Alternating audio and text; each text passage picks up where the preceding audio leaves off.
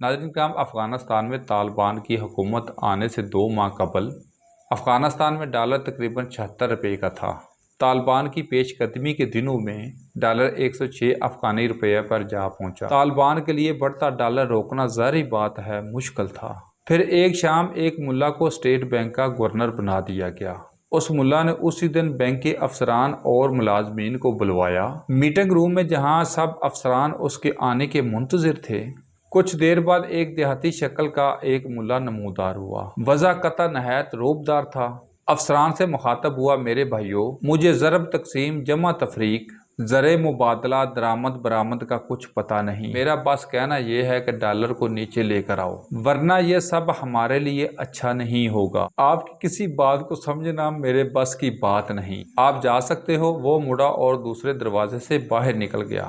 افسران ایک دوسرے کا منہ تکتے رہ گئے۔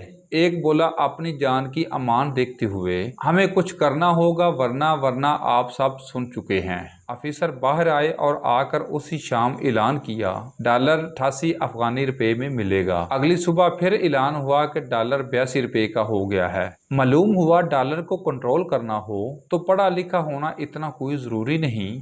ملک سے مخلص ہو تو مہنگائی کنٹرول کی جا سکتی ہے۔